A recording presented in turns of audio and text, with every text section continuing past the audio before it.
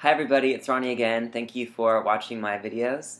I'm back with the 8th installment in my True Chilling Tales series, and the story that I want to share with you today is actually not quite chilling so much as it is, it's kind of sweet, and it's also kind of funny, but it's definitely an experience that I felt was important to share with you in this series of videos. So, in the summer of 2006, I was still living at 1115 South Lincoln Street, and I had received a phone call from my Aunt Marianne in Central Oregon, and she relayed this experience that she had had with this woman who was a gifted medium, and her name was Mariah Crawford, and she actually didn't refer to herself as a medium. She referred to herself as a spiritual healer.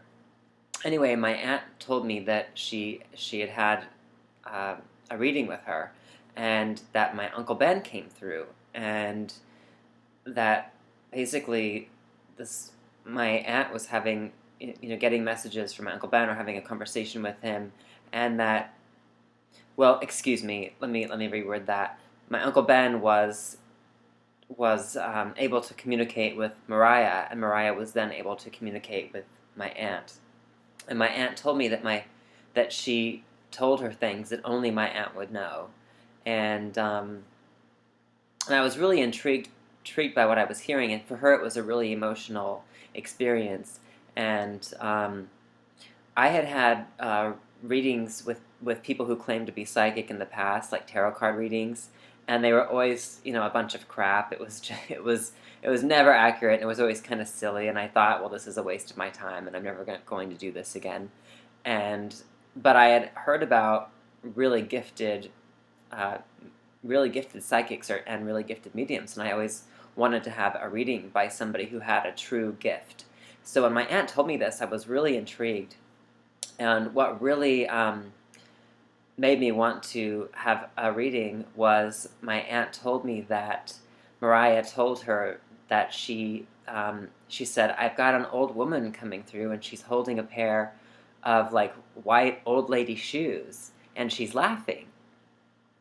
And my Aunt Marianne knew right away that it was her grandmother, who passed away before I was born, so I never actually met my great-grandmother, but my Aunt Marianne told me that when she was a young teenage girl, her grandmother came over to the house with a pair of white old lady shoes as a gift for my aunt, and my aunt thought she was joking at first and started laughing, and then she realized that the shoes were actually intended for her as a gift, and then she felt bad, but her grandmother used that as a means of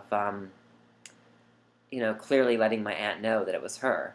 And there's no possible way that this woman who gave her the reading could have known that. I mean, it was a memory that my aunt didn't really talk about, and so nobody would have known that. So I ended up going down from Washington to Oregon that fall. I ended up going for a visit in September, and my aunt was kind enough to surprise me with a reading by Mariah. So now, Mariah actually didn't live in my hometown in Central Oregon. She lived in a neighboring community called Redmond. Some of you may have heard of it, Redmond, Oregon. So I'm not going to talk too much about my experience with Mariah, other than the fact that I definitely had some family members that were able to come through. One of them was my grandmother, who passed away when I was in the 3rd grade. She described my grandmother, she described her personality and what she looked like, and then I was able to confirm that it was my grandmother. And now, I didn't tell this woman anything about me. There was no prompting, there was no like little hints. I didn't say anything, and I had never met her before. And so she was describing my grandma, and she said, "She's showing me potatoes." And I immediately started to cry because when I was a little boy, my grandmother worked in a potato factory. And she was very poor, humble, working class, single woman. And I remember like being really little, like 2 or 3, and being at her house, and she would be making dinner and like, peeling the potatoes. And while dinner was cooking and while she was preparing dinner, she would slice me off a couple slices of raw potato, and she would sprinkle a little bit of salt on it, and that was sort of like my pre-dinner snack. So I knew that her showing Mariah potatoes was explicitly, it was my grandmother. There was no denying it, and it was really touching. And I had some other family members and a friend who came through, and it was a very moving experience. However, there were a few people that came through that I couldn't identify. One in particular sticks out of my memory, and she described this woman with kind of blondish, strawberry blonde hair, blondish hair, and that she liked to play the guitar and was kind of free loving. And she was describing this woman, and I had absolutely no clue who it was. So I had the reading. It was really great. It was really wonderful. And I was staying with my mom and my stepfather during my visit, and so I relayed the experience with my mom. And I was telling her about the person that came through that I didn't recognize. And my mom said, "Do you think that was Aunt Laura?"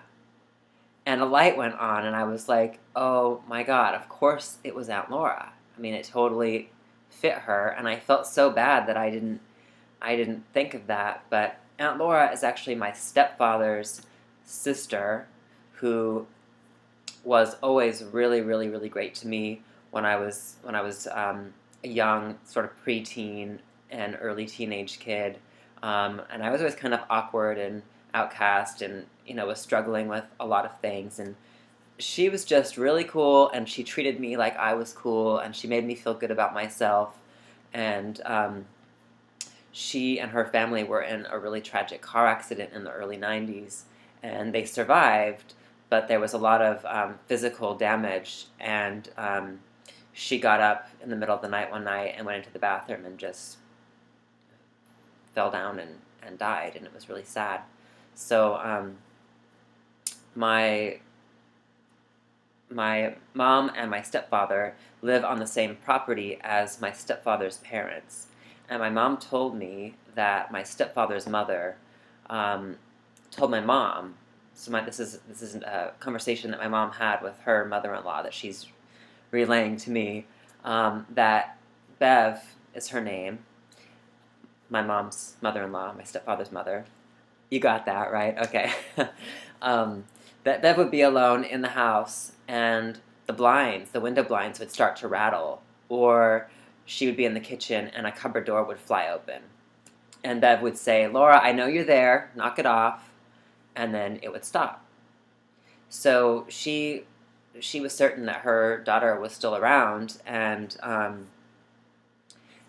so the possibility of Aunt Laura kind of being around or making her presence known was something that I had heard about, but I didn't even think about her while I was having the reading for some reason. So the next day, my mom and my stepfather had left and gone to work, and I was alone in the house. And the way that their house is set up is that in the middle of the house is sort of the main living room area, and on the left-hand side there's the guest bedroom and the guest bathroom, and then on the right-hand side across the house, on the other side of the living room, is my parents' bedroom and bathroom. So I was alone, and I was getting ready to go for the day, and I was about to get in the shower. So I had the water running, and I've got all my clothes off, and I get in the shower, and I'm in the shower for just a moment. I mean, maybe just long enough to get wet. And all of a sudden, every single fire alarm in the house went off. And there were 3 on the side of the house where I was taking my shower, and there were 3 on the other side of the house where my parents had their bedroom and bathroom.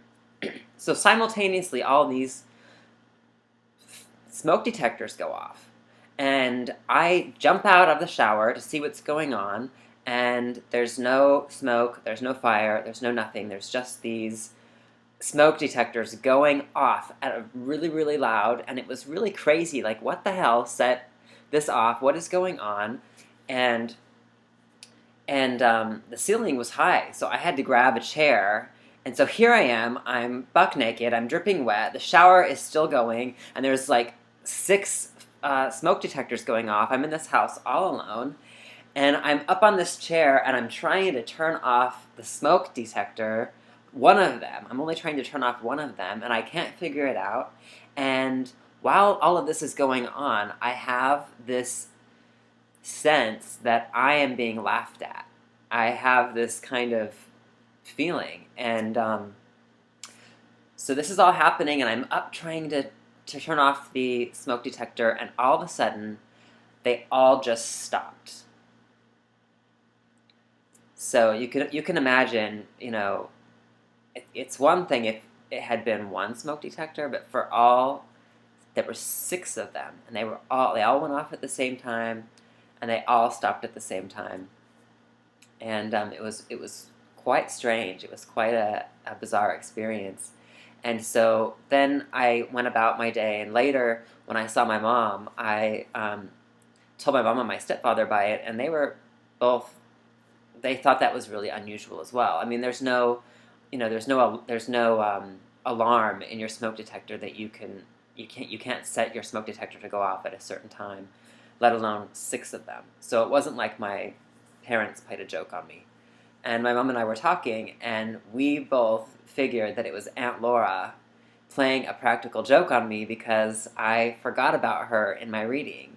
And to this day, I am certain that it was her, and that she did play a joke, and that she was laughing while I was butt naked up there trying to turn off one smoke detector. Anyway, so that's my tale today. Not quite as chilling, but definitely amusing, and definitely one worth mentioning. So stay tuned for my 9th video. I'll be posting it soon. Until then, take care.